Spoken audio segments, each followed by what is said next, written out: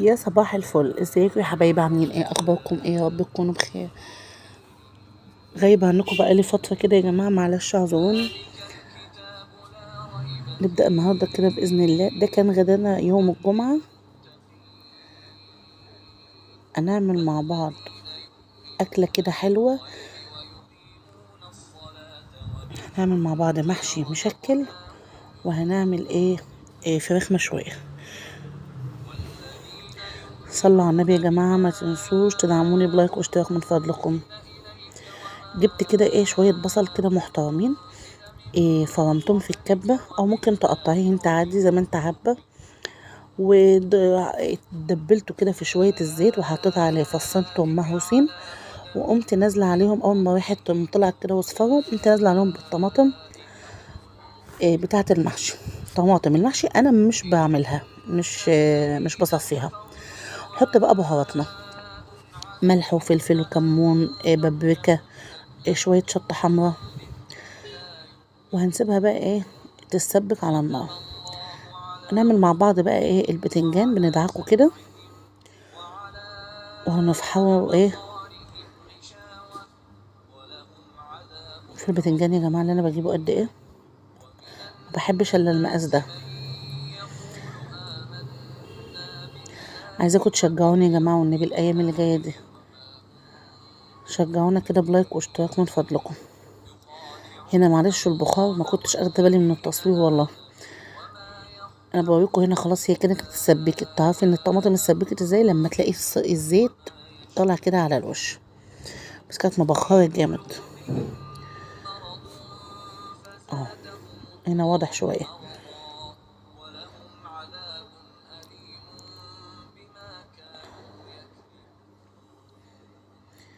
هنا بقى هجيب البرنجان، بغسله كويس جدا وبصفيه، وبقوم جايبه المقلايه فيها شويه زيت، شويه زيت بسيطه كده، واقوم اخده البرنجان ده تقليبه تشويحه كده يا جماعه. بتخلي البتنجانية في حته تانية خالص، تبقى زبده كده، مش البرنجان يقعد يشد معاكي. لا، انا بقوم اخده تشويحه كده احسن كمان ما بتغسله. يعني في ناس بتسلقه، لا انا بشوفه بيبقى كده في لمعه وزبده. وانا الخضره كنت قطعتها وغسلتها جدا. والرز طبعا هتجيبيه وتغسليه وتصفيه، وتحط عليه برضو شويه بهارات. برضو البهارات اللي انت حطيتيها على الصلصه هي نفس البهارات اللي هتحطيها على الرز. تمام. هننزل بقى بالصلصه كده على الرز،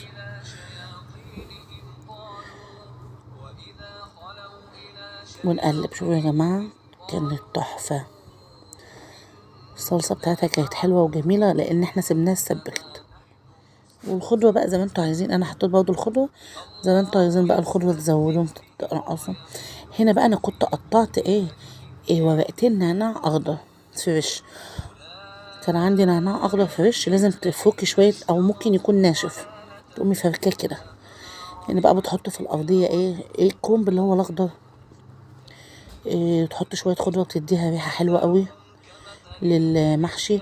عايزه تقطعي بصل، تقطعي طماطم، بيبقى حلو برضه. انا نلف ورق العنب. انا عامله محشي مشكل، ورق عنب، كرنب، بتنجان، فلفل. الورق ده من تفريزاتي.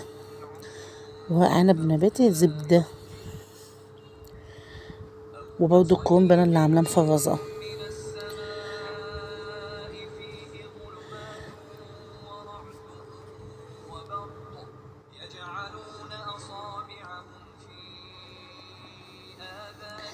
بجد والله يا جماعه كانت حله محشي خطيره.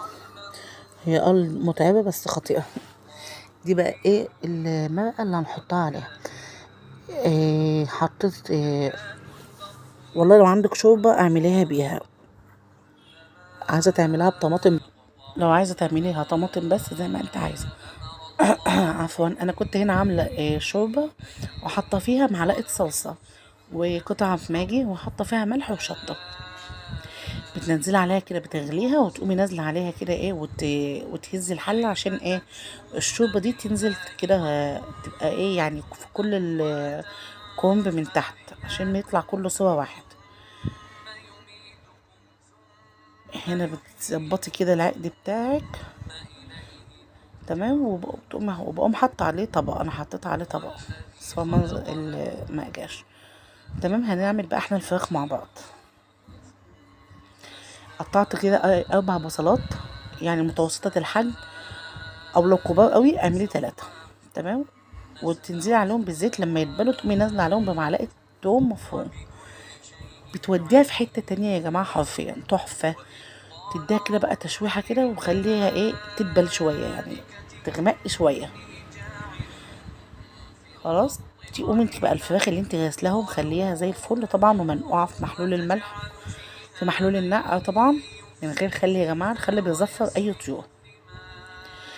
قمت نازله على البصل بالثوم دوت، نزلت عليه بالفراخ تمام. وهنزل بقى عليه بايه بالبهارات. بهاراتنا كانت ايه بقى؟ ملح وفلفل وكمون بس. نزلت بنص الكميه كده على الوش، لما ياخد لون اقوم قلباه وحاطه الكميه التانية على الوش التاني. ديت برضو سهله يا جماعه تعملها في الحله، بدل ما تكون مثلا الفرن عندك مش شغال، دي برضو طريقه سهله بس هي بجد حلوه. هنا قلبت الفراخ على الوش التاني وقمت حاطه بقيه البهارات. خلاص هنا سبتها لما خلاص غيرت لون خالص واخدت التشويحه التمام، قمت نازله عليها بقرنين فلفل اخضر. عايزه تحطي قرن حامي تمام، لكن لو عندك الاولاد ما بيحبوش الكلام ده خلاص مش مضر. معلقه صلصه، معلقه صلصه واحده. وهتقطعي بطاطس إيه طرنشات كده او مكعبات زي ما تحبي، بس هو الطرنشات بيبقى حلو يعني. وديتها تقليبه حلوه من فوق لتحت كده، واقوم حاطه عليها ايه كوبايه ميه. ما تكتريش الميه علشان هي الخضار هينزل ميته فالبطاطس ما يتهرش معاكي. هنا خلاص كانت استوت، جت يا جماعه كانت طالعه تحفه تحفه تحفه. هنا بتشيلي الفراخ بقى من الخضار، الخضار كان خلاص بقى مهيه. تشيلي الفراخ وبحمرها في المقلايه، تبقى طالعه تحفه تحفه تحفه. جربوا الطريقه دي جميله قوي يا جماعه والله، وسهله وبسيطه كده وفي حله واحده، مش هتعكي بقى حلل وصواني والكلام من ده. هحمر الفراخ كده معاكم.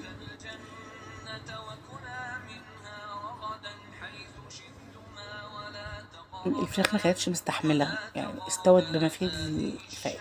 وده بقى المحشي بعد ما استوى. والله يا جماعه الصبع طلع بصبع ومهيه مهيه. البتنجان طلع زبده.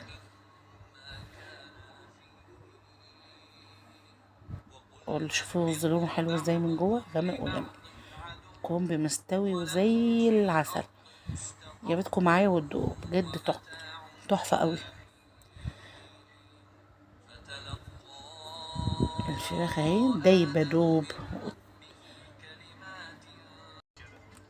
يلا يا جماعه يا بنت جاوبوا وصفاتي، مع السلامه، باي باي.